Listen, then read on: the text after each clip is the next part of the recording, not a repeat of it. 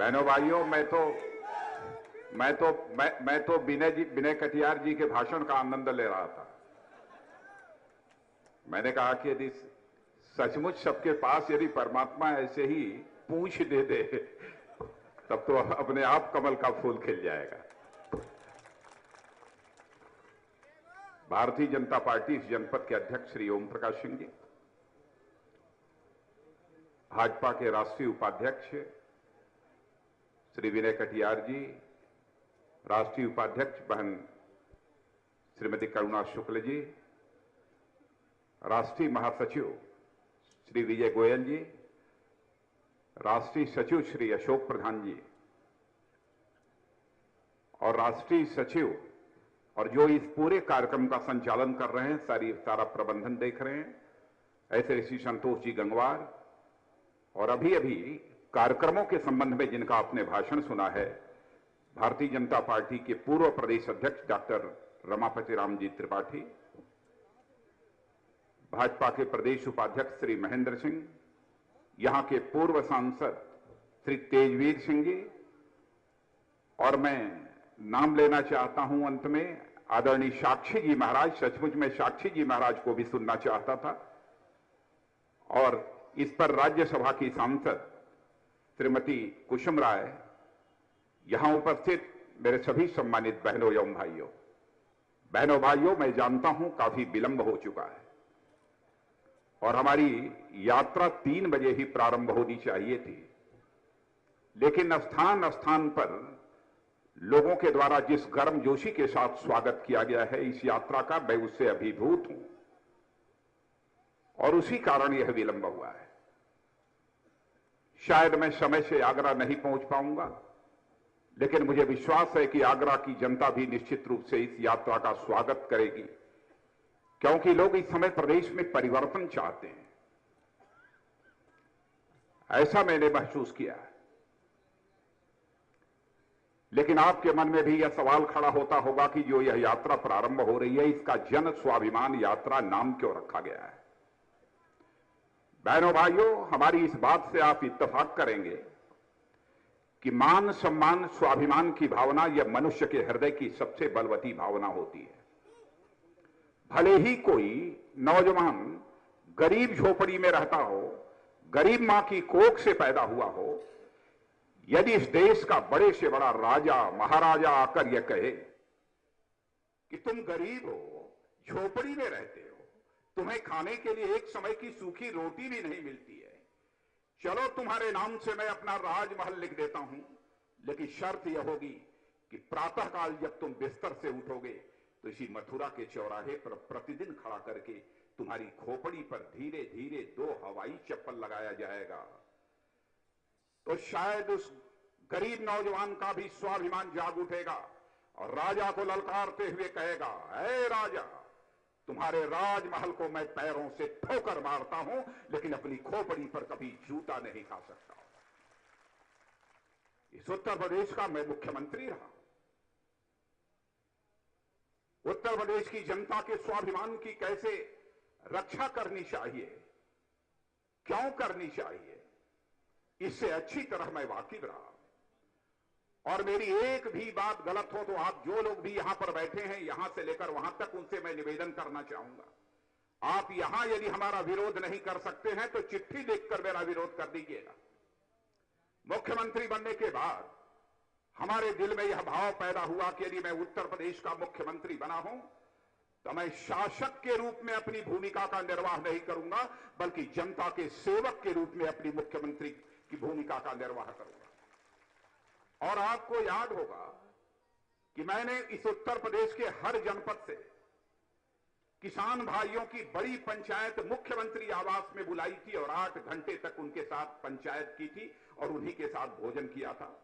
व्यापारी भाइयों को भी सारे प्रदेश से मैंने बुलाया था, शिक्षकों को बुलाया, कर्मचारियों को बुलाया, सब तो सब समाज की अंतिम सीढ़ी पर बैठा रहने वाला व्यक्ति जो झाड़ू लगाने का काम करता है, जिसे स्वीपर कहते हैं, उसे भी बुलाया और रिक्शा और टांगा चलाने वालों को भी मुख्यमंत्री आवास में पहली बार बुलाकर उनके साथ मैंने संवाद स्थापित करने का काम किया था।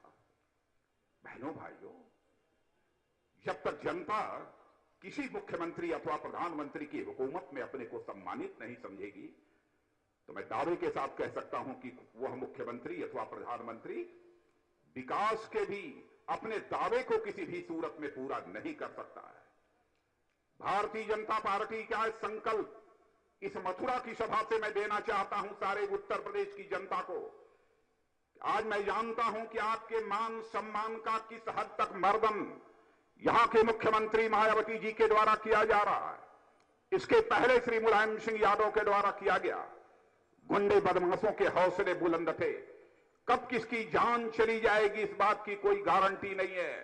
तो आज आपको विश्वास दिलाने के लिए खड़ा हुआ हूं। भारतीय जनता पार्टी के लिए आपने सरकार बना दी तो भारतीय जनता पार्टी इस बात की पक्की गारंटी देगी कि उत्तर प्रदेश किसी भी बहन भाई के मान सम्मान पर यदि किसी ने आंख उठाकर देखने की जरूरत की, उंगली उठाने की कोशिश की, तो उसका स्थान उसका घर नहीं होगा बल्कि सरकार की जेल होगी। यह मैं आपको भरोसा और विश्वास दिलाना चाहता हूं। बहनों भाइयों, मैं उत्तर प्रदेश का मुख्यमंत्री रहा हूं, लेकिन विगत 7-8 वर्षों से राष्ट्रीय राजनीति में अपनी भूमिका का मैं निर्वाह कर रहा हूं। भारतीय जनता पार्टी के राष्ट्रीय अध्यक्ष के रूप में भी 4 वर्ष तक मैंने जिम्मेदारी निभाई है। लोग कभी कभी हमसे पूछते हैं कि राजनाथ जी, अब तो आप राष्ट्रीय राजनीति में हैं, क्यों उत्तर प्रदेश को लेकर इतने बेचैन हैं? तो आज मैं आपको बताना चाहता हूं, बहनों भाइयों, मैं अपने लिए आपके बीच नहीं आया हूं। इस कान खोलकर इस बात को सुन लीजिएगा। आप सबका ही स्नेह और प्यार मिला है कि आज भारत की राजनीति में मुझे एक कद हासिल हुआ है। ऋणी हूं तो मैं उत्तर प्रदेश की जनता का मैं ऋणी हूं। आपके आशीर्वाद, आपके स्नेह के परिणाम स्वरूप ही भारत की राजनीति में आज मुझे कद हासिल हुआ है। और आज मैं देख रहा हूं कि उत्तर प्रदेश में 14 साल 16 साल की नाबालिग लड़की के साथ रेप करने के बाद उसकी हत्या करके उसकी लाश को थाने के कंपाउंड में पेड़ से लटका दिया जाता है। उसके बाद भी राजनाथ सिंह राष्ट्रीय राजनीति करते रहे। 3 चीफ मेडिकल ऑफिसर, सीएमओ, एक ही विभाग के 3 ऑफिसर्स की हत्या कर दी जाती है भ्रष्टाचार के सवाल को लेकर। उसके बाद भी राजनाथ सिंह राष्ट्रीय राजनीति करते रहेंगे। बहनों भाइयों, उत्तर प्रदेश में जिस दिन आप भाजपा की सरकार बना देंगे, मैं यही आपको कहना चाहता हूं, तो भारत की राजधानी दिल्ली में भी भाजपा को अपनी विजय पताका फहराने से दुनिया की हमें कोई ताकत नहीं रोक पाएगी। कोई ताकत नहीं रोक पाएगी। फिर मैं वही की राजनीति करूंगा। लेकिन आज यदि मैं आया हूं तो उत्तर प्रदेश में बहुजन समाज पार्टी का तख्ता पलट करने के लिए आया हूं और भारतीय जनता पार्टी की सरकार बनाने के लिए आपके बीच आया हूं। गुंडे बदमाशों के हौसले किस हद तक बुलंद हैं। समाजवादी पार्टी की हुकूमत थी आज के 4.5 वर्षों पहले। लोग कहते थे क्या हो गया है, इतना भ्रष्टाचार, गुंडे बदमाशों की यह हालत, यह सपा की सरकार अब जानी चाहिए, भले ही बसपा आ जाए, वो हमें मंजूर है। और मायावती जी क्या कहा था, पूछो आप। नेता की कथनी और करनी में अंतर नहीं होना चाहिए। नेता ऐसा चाहिए जो बोले जान चली जाए लेकिन उसे करके दिखाए। नेता ऐसा होना चाहिए। नेता ऐसा नहीं होना चाहिए कि जनता से बोले कुछ और करे कुछ। और आपको भी कहना चाहता हूं, मेरे राजनीतिक जीवन में भी कभी यदि कुछ ऐसा लगे, आप चिट्ठी लिख के अपने नौजवानों से भी कहना चाहता हूं, भेज देना कि राजनाथ सिंह ने यह कहा था लेकिन इसे नहीं किया। और ऐसे हालात जिस दिन हमारे राजनीतिक जीवन में उत्तर प्रदेश और हिंदुस्तान में पैदा हो जाएंगे, इस राजनीति को ठोकर मारकर घर बैठ जाऊंगा। जनता के सामने कभी चेहरा दिखाने के लिए नहीं आऊंगा। मायावती जी ने कहा था, मायावती जी ने कहा था चुनाव के समय, जबकि विधानसभा का चुनाव चल रहा था, यही कहा था ना, सपा के शासनकाल में बहुत जुल्म अत्याचार बढ़ गया है, भ्रष्टाचार है, कानून और व्यवस्था की स्थिति बद से बदतर हो चुकी है। मैं मुलायम सिंह यादव के एक एक भ्रष्टाचार की जांच कराऊंगी और मुलायम सिंह यादव को मैं जेल भेजूंगी और अमर सिंह को भी जेल भेजूंगी। कहा था कि नहीं कहा था? हाथ उठाकर बताइए। हिम्मत है मायावती जी की मुलायम सिंह यादव और अमर सिंह को जेल भेजो? अरे तुम्हारे भी दामन पर दाग लगा हुआ है भ्रष्टाचार को लेकर। मायावती जी, यदि सपा के मुखिया पर यदि जांच सीबीआई की चल रही है, तो आप पर भी भ्रष्टाचार के मामले को लेकर सीबीआई की जांच चल रही है। कैसे आप जेल भेजने का साहस कर सकती? क्यों नहीं कहा था? क्यों कहा था आपने उठाकर जेल भेज दूंगी? केवल जनता को गुमराह करने के लिए, जनता की वाहवाही लूटने के लिए। कितने वादे इन्होंने किए थे? भ्रष्टाचार का बोलबाला किस हद तक है? मैं बहुत विस्तार में भी चर्चा करूंगा तो 3 घंटे 4 घंटे का भाषण हो जाएगा, ज्यादा चर्चा नहीं करूंगा। पार्क बनवाए जा रहे हैं, यहां पर पहाड़ों के पत्थरों के पहाड़ खड़े किए जा रहे हैं उत्तर प्रदेश में। नोएडा में चले जाइए, लखनऊ में चले जाइए, हजारों करोड़ रुपए की धनराशि पानी की तरह मायावती जी ने बहाया है। मैं समझता हूं वह हजारों करोड़ रुपए यदि उत्तर प्रदेश में कायदे से भी खर्च किए गए होते तो कम से कम हमारे 5 लाख नौजवानों के हाथों को रोजगार का अवसर मिल गया होता, उनके हाथों को काम मिल गया होता। वह सारे आंकड़े में विस्तार में जाकर आपके सामने नहीं रखना चाहता हूं। ऐसी स्थिति इन्होंने पैदा कर दी। भ्रष्टाचार का जहां तक आलम है, बहनों भाइयों, आपकी एक पत्रावली भी बिना पैसा दिए कार्यालय में आगे नहीं बढ़ती होगी। यह सच है कि नहीं है? फाइल बढ़ती है बिना पैसा दिए। किसी चौराहे पर चले जाइए, आपके साथ वसूली की जाती है। चाहे हॉस्पिटल हो, चाहे कचहरी हो, चाहे थाना हो, चाहे कोई स्थान हो। और मैं एक बात बताने जा रहा हूं, शाम के समय जब मैं मुख्यमंत्री था, जब मैंने देखा कि ट्रक वालों की वसूली हर चौराहे पर होती है पूरे उत्तर प्रदेश में, शाम को मैंने कहा था कि यदि कोई मां का लाल यदि एक भी ट्रक वाले को किसी चौराहे पर रोक लिया तो मैं उसकी खाट खड़ी कर दूंगा। किसी मां के लाल की हिम्मत नहीं थी कि कहीं पर वह ट्रक उत्तर प्रदेश में रोक दे। यदि यहां पर कोई ट्रांसपोर्टर है कि नहीं है, यहां पर ट्रक चलाते हो आप, तो आप भी चलाते हो, खड़े होकर जब बता दो कि मैं सच बोल रहा हूं कि झूठ बोल रहा हूं। हिम्मत होती थी किसी की? बहनों भाइयों, हुकूमत इसे कहते हैं। मुख्यमंत्री जो बोल दे वही कानून हुआ करता है। लेकिन आज की मुख्यमंत्री जी हो क्या रहा है? आप ही यदि आकंठ भ्रष्टाचार में डूबी हुई हैं तो आपके आदेश का पालन आपका मातहत कैसे करेगा? कैसे आप इस बात की कल्पना कर सकती हैं? यह हालत है इन लोगों की। यहां पर खाद्यान्न का घोटाला इतना बड़ा हो गया, सीबीआई जांच चल रही है। हाई कोर्ट का जब आदेश हुआ खाद्यान्न घोटाले की सीबीआई से जांच करने के लिए, तो उसको रुकवाने के लिए मायावती जी की सरकार सुप्रीम कोर्ट पहुंच गई है। यही भ्रष्टाचार का मुकाबला करेंगे ये मायावती जी। और कई मंत्री इस समय भ्रष्टाचार के आरोपों में अब उनकी छुट्टी हो रही है। यदि मायावती जी की चलती तो छुट्टी न करती। लोकायुक्त के रिपोर्ट आ जाने के बाद छुट्टी करना तो उनकी बाध्यता है, उनकी मजबूरी है। और मैं समाजवादी पार्टी की भी यहां पर चर्चा कर देना चाहता हूं। समाजवादी पार्टी की क्या क्या इन्होंने किया है, मैंने उसका कच्चा चिट्ठा तैयार किया है। बहनों भाइयों, ध्यान से सुन लो, इनकी हालत क्या है। गुंडे बदमाशों के हौसले क्यों न बुलंद हों। 1993 से 95 तक सपा बसपा की सरकार थी। विधानसभा के अंदर जैसा खून खराबा और मारपीट हुई थी, मैं समझता हूं उत्तर प्रदेश के इतिहास में कभी भी ऐसे खून खराबा और मारपीट आपने विधानसभा में नहीं देखी होगी। यही समाजवादी पार्टी थी। 1994 में एक समाचार पत्र दैनिक जागरण के कार्यालय पर हल्ला बोला था यदि किसी ने, तो इसी समाजवादी पार्टी ने हल्ला बोला था। यह दबंगई के आधार पर गुंडे बदमाशों का सहयोग लेकर यह काम करना चाहते हैं।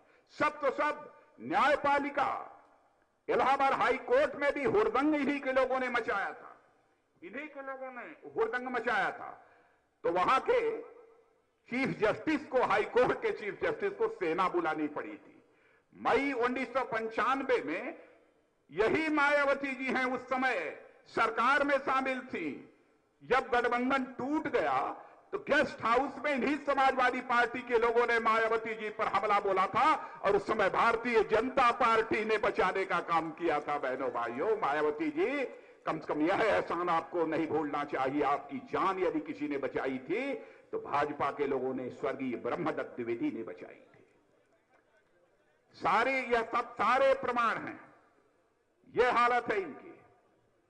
अब ये लोग सरकार चलाएंगे, किसके हाथों में उत्तर प्रदेश की बागडोर जानी चाहिए? बहनों भाइयों, इसका फैसला आपको करना है। महंगाई तो नहीं बढ़ रही है ना, कि बढ़ रही है? बढ़ रही है। आपको मालूम है कि नहीं, केंद्र में कांग्रेस नेतृत्व की यूपीए सरकार जो काम कर रही है उसको सपा और बसपा दोनों समर्थन देने का काम कर रहे हैं। महंगाई के लिए केवल कांग्रेस जिम्मेदार नहीं है, बल्कि समाजवादी पार्टी और बहुजन समाज पार्टी, यह दोनों जिम्मेदार है। आप लोगों ने इस आजाद भारत के इतिहास में लगातार 6 वर्षों तक भारत माता के लाल पंडित अटल बिहारी वाजपेयी की भी सरकार देखी है। बहनों भाइयों, कौन मां का लाल इस सच्चाई को नकार पाएगा कि आजाद भारत के इतिहास में लगातार 6 वर्षों तक महंगाई को बांधे रखने में भी किसी भारत माता के लाल ने सफलता प्राप्त की, तो भारत माता के लाल का नाम है पंडित अटल बिहारी वाजपेयी, जिसने 6 वर्षों तक महंगाई को पूरी तरह से बांधे रखने में सफलता प्राप्त की। क्या कारण है? जब जब कांग्रेस आती है तब तब महंगाई तेजी के साथ बढ़ने लगती है। क्या कारण है? और जब भाजपा की सरकार आती है तो महंगाई रुक जाती है। बहनों भाइयों, सबसे बड़ा कारण है गलत आर्थिक नीतियां, गलत आर्थिक नियोजन और भ्रष्टाचार।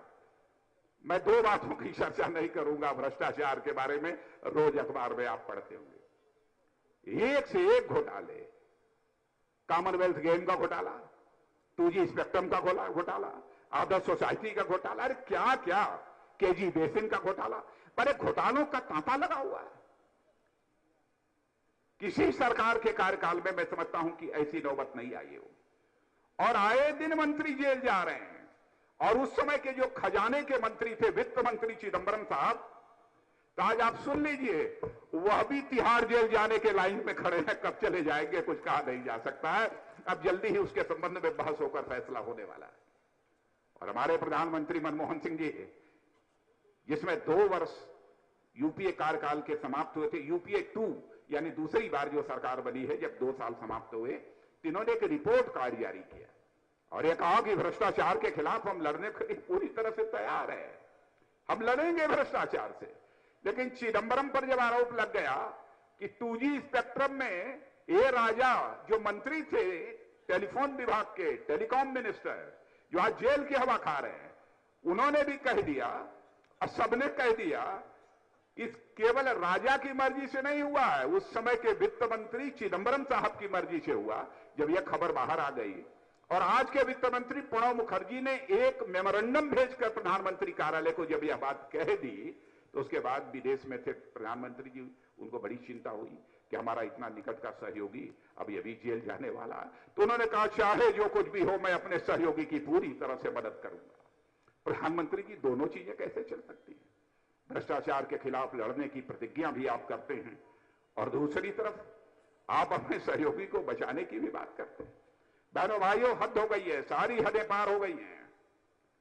महंगाई बढ़ने का सिलसिला यह निरंतर जारी रहेगा। सपा बसपा के लोगों से आप पूछो कि क्यों आपने लिखित समर्थन इनको दिया है, यह सवाल इनसे पूछा जाना चाहिए। काला धन दुनिया के विदेशी बैंकों में पड़ा है।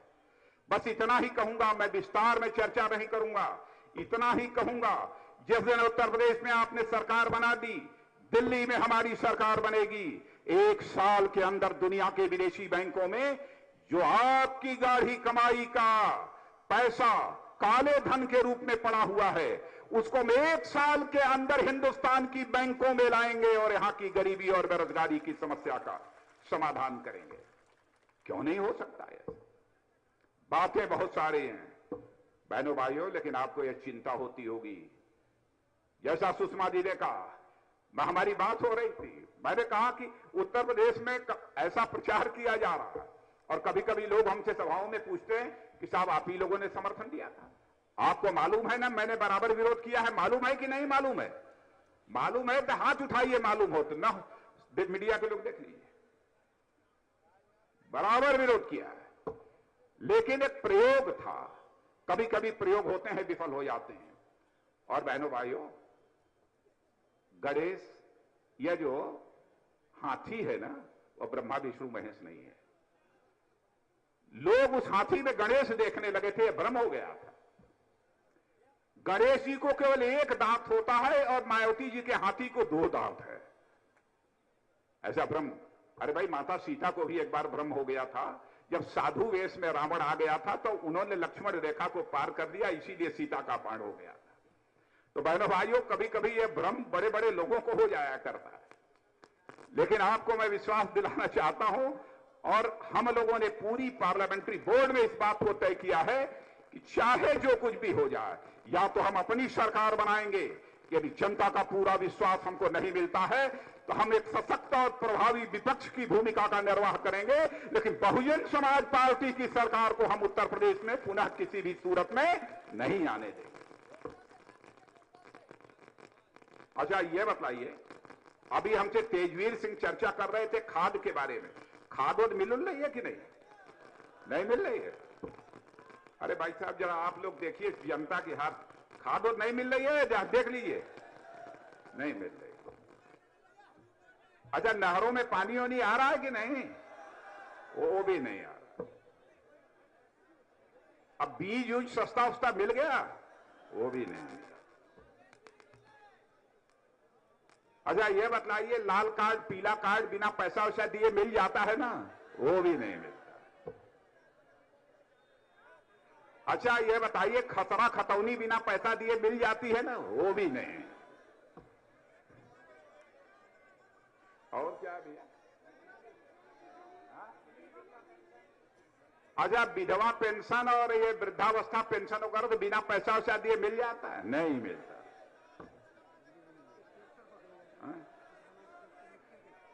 आपके ट्रैक्टर वगैरह तो नहीं पकड़े जा रहे हैं? पकड़े जा, चलिए कुछ ना कुछ तो हो रहा है। अच्छा, मायावती जी ने कहा था कि मैं मुख्यमंत्री बन जाऊंगी तो 2 साल के अंदर 18 घंटे की बिजली मुहैया कराऊंगी। तो बिजली तो आ रही होगी 18 घंटे। अरे क्या बात है! अरे भाई, 4.5 साल हो गए ना, 18 घंटे भी नहीं आ रही है।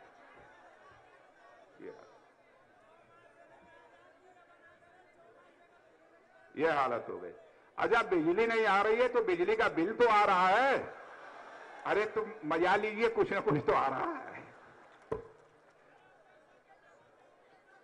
जमीन अधिग्रहण, अरे टप्पल में गोली चलवाई। बहनों भाइयों, मैं वह भी आंकड़ा आपके सामने रख देना चाहता हूं, आपकी आंख खुल जाएगी। कितनी गोली चलवाई है इन्होंने। अभी आता हूं, ट्रैक्टर पर आता हूं, घबराइए मत। पुलिस फायरिंग में मायावती के शासनकाल में, कान खोलकर सुन लीजिए, पुलिस फायरिंग में मारे गए लोगों की सर्वाधिक संख्या यदि किसी राज्य में है तो वह भारत में है। टप्पल में गोली चली, भट्टा परसौल में गोली चली, कहां कहां की मैं चर्चा करूं कितनी गोलियां चली। और जम्मू कश्मीर में जहां आतंकवादी मारे जाते हैं, वहां से भी अधिक कहीं किसी राज्य में लोग मारे गए हैं तो उत्तर प्रदेश में मारे गए हैं। 2009 का आंकड़ा, अब मेरा आंकड़ा नहीं है, गृह मंत्रालय भारत सरकार का है, नेशनल क्राइम रिपोर्ट ब्यूरो जो है उसकी रिपोर्ट है कि 2009 में पुलिस फायरिंग की 637 घटनाएं, 637 घटनाएं हुई, और जम्मू कश्मीर में केवल 147 हुई। यूपी में 56 लोग एक साल में मर गए पुलिस फायरिंग में, और जम्मू कश्मीर में केवल 28 लोग मरे। यह तो हालत है पुलिस फायरिंग की। यह उत्तर प्रदेश में हो रहा है। क्या ऐसी सरकार को चलने देना चाहिए? गन्ना आता हूं, गन्ना है हमारे पास, गन्ना मैं छोड़ दूंगा, मैं किसान हूं। हाँ, बंद है छाता मिल, बंद है कि नहीं? छाता मिल बेच दिया। अब कई मिले मिट्टी के भाव बेच दी। मैं एक मिल देखने के लिए गया था मोहिद्दीनपुर बेरठ में। लोगों ने बताया कि साहब इसमें 1000 एकड़ की जमीन है और इसको बेचने की बात चल रही है। मैंने कहा कितने में? कहा सौदा लगभग पक्का हो गया है। मैंने कहा कितने में? कहा 25 करोड़ में। मैंने कहा इसकी कीमत कितनी होगी? कहा 400 करोड़। 425 करोड़ कहां जाएगा? क्यों यह पैसा बेचा जा रहा है? बहनों भाइयों, बस इतना ही मैं कहना चाहता हूं। चीनी मिल तो हम लोग खुलवाएंगे, और जो मैं कहकर जा रहा हूं आप सुन लेना। चीनी मिल तो हम लोग खुलवाएंगे ही, और चीनी की कीमत भी 300 रुपए से 350 रुपए के बीच हम गन्ना किसानों को मुहैया कराएंगे। यह आपको वचन देकर जा रहा हूं। गन्ना किसानों के अलावा सारे किसान भी ध्यान से इस बात को सुन ले मारी। जो मैं कहने जा रहा हूं केवल वादा नहीं है। मध्य प्रदेश में हमारी सरकार है, इस काम को हम कर रहे हैं। कर्नाटक में हमारी सरकार है, वहां हम कर रहे हैं। छत्तीसगढ़ में हमारी सरकार है, वहां हम कर रहे हैं। क्या कर रहे हैं? जिस दिन उत्तर प्रदेश में भारतीय जनता पार्टी की सरकार आ जाएगी, हम अपने किसानों को 1% ब्याज दर पर कर्ज मुहैया कराएंगे। 1% ब्याज दर पर कर्ज मुहैया कराएंगे। इस काम को हम कर रहे हैं। जवानों को छोटा मोटा व्यापार करने के लिए 3% ब्याज दर पर हम जवानों के लिए कर्ज मुहैया कराएंगे। और 1 साल के अंदर, 5 साल के अंदर, 1 साल नहीं 5 साल के अंदर हम लोगों ने जो हिसाब लगाया है, 40 लाख से 50 लाख ये हम ये रोजगार के नए जवानों के लिए अवसर पैदा करेंगे। आपको यह मैं विश्वास दिलाना चाहता हूं। हम नौजवानों को भी रोजगार देंगे। यह सब सारी बातें मैं कह रहा हूं। मैं जानता हूं कि आपको यह लगता होगा कि ये तो नेता लोग कहते रहते हैं, लेकिन मैं बहनों भाइयों ऐसे नहीं बोलता हूं। हिसाब किताब करने के बाद, सब कुछ लगाने के बाद तब ही मैं बोलता हूं, नहीं तो मैं बोलता ही नहीं। यह सब सारी बातें इसलिए कह रहा हूं कि यह सब हम लोग करेंगे। अच्छा यह बतलाइए, मैं जानता हूं किसानों के बारे में भी, गरीबों के बारे में भी। घर में बेटी यदि पैदा होती है तो घर में मातम छा जाता है, लेकिन बेटा पैदा होता है तो थाली बजने लगती है। बात सही है कि नहीं है? सही है। क्यों? बेचारे बाप को इस बात की चिंता होती है कि हमारी बेटी जब बड़ी हो जाएगी तो कहां से पैसा पाऊंगा, कैसे धूमधाम के साथ इसकी शादी रचाऊंगा, कैसे इसकी पढ़ाई लिखाई कराऊंगा। तो मैं उसी योजना की चर्चा करने जा रहा हूं, जिस योजना को हम मध्य प्रदेश, छत्तीसगढ़ और कर्नाटक सहित कई राज्यों में चला रहे हैं।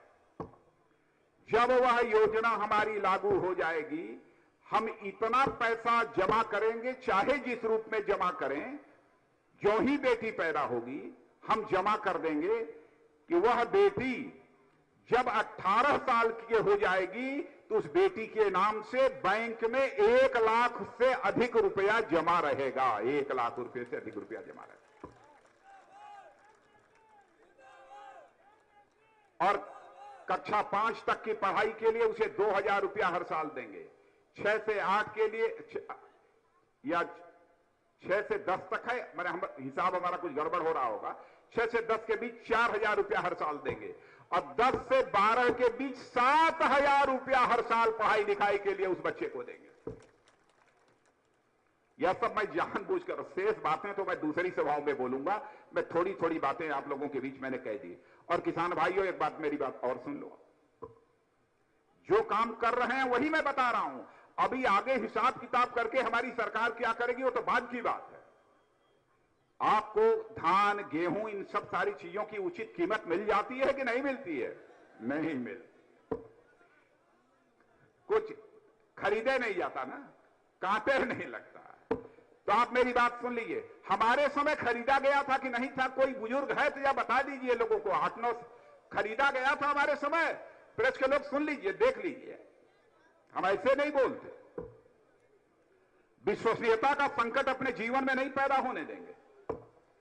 तो सुन लीजिए, आपका धान, गेहूं भी जो सरकार के द्वारा निर्धारित मिनिमम सपोर्ट प्राइस है, न्यूनतम समर्थन मूल्य, सरकारी कीमत, उस पर तो खरीदेंगे ही। और उसके ऊपर 100 रुपया बोनस हम उत्तर प्रदेश सरकार से हर क्विंटल पर आपको मुहैया कराएंगे। चलेगा? नहीं चलेगा। ये चलेगा कि दौड़ेगा? सही से बोलिए। दौड़ेगा। मैं व्यापारी भाइयों से भी कहना चाहता हूं, और मैं किसानों की चर्चा कर रहा हूं तो इसलिए कर रहा हूं क्योंकि इस देश का सबसे बड़ा उत्पादक, सबसे बड़ा उपभोक्ता, सबसे बड़ा ग्राहक यदि कोई है तो इसे हिंदुस्तान का किसान है। किसान की जेब में यदि पैसा होगा तो वह कड़कड़ाती हुई ठंड में जब उसका बेटा तड़प रहा होगा, तभी जाकर वह ऊनी कपड़े की दुकान पर ऊनी कपड़ा बनवाकर अपने बेटे की गर्म कपड़े से जान बचा पाएगा। नहीं होगा, नहीं जाएगा। बेटा बीमार होगा, पैसा होगा तो डॉक्टर के दवाखाने जाएगा, पैसा नहीं होगा तो डॉक्टर के दवाखाने नहीं जाएगा।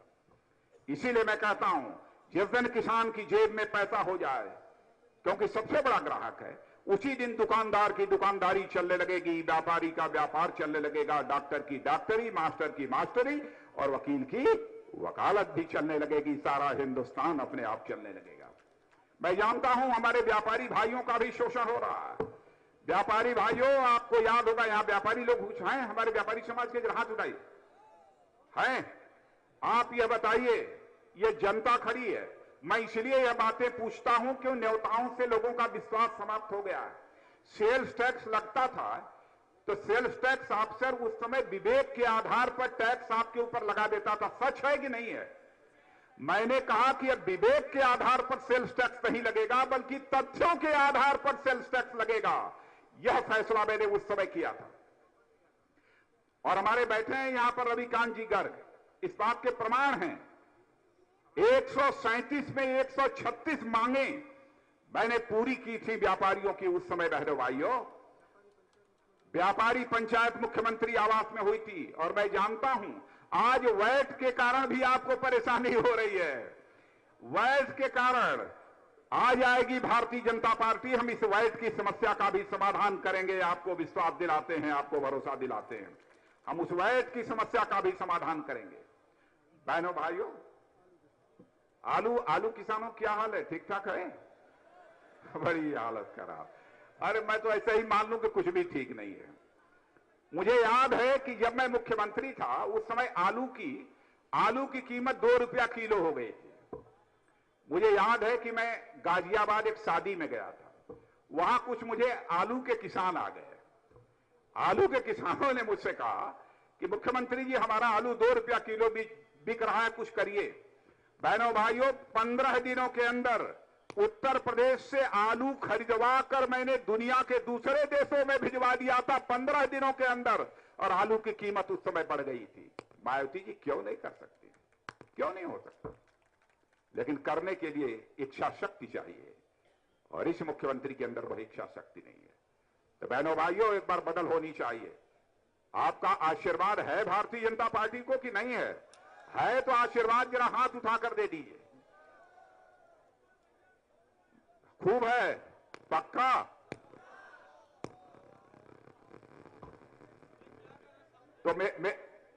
तो मेरी भी बात सुन लीजिए। बहनों भाइयों, यदि आपने उत्तर प्रदेश में भाजपा की सरकार बना दी तो फिर दिल्ली में भी हमारी सरकार बन कर रहेगी। महंगाई पर हम काबू पाएंगे, भ्रष्टाचारियों को जेल भेजेंगे। लेकिन आपके मन में यह भी इच्छा होगी जानने की कि यहां पर जो भ्रष्टाचार हुआ है उसका आप क्या करेंगे? जानना चाहते हैं? जानना चाहते हैं? नहीं जानना चाहते? जानना चाहते हैं? तो सुन लीजिए, ये जो भ्रष्टाचार हुआ है इन सरकारों में, हम उसके लिए जांच आयोग बैठाएंगे। चाहे जितने लोगों को जेल भेजना पड़े उनको जेल भेजेंगे बहनों भाइयों। लेकिन हम इस भ्रष्टाचार के लिए जो आज हुआ है हम किसी भी सूरत में माफ नहीं करेंगे। आपको विश्वास दिलाते हैं, किसी भी सूरत में माफ नहीं करेंगे। तो बस आज के अवसर पर तो इतना ही कहना था। तो मैं चलूं, यात्रा प्रारंभ करूं? हाँ बाबा बोलिए। हाँ सही बात है।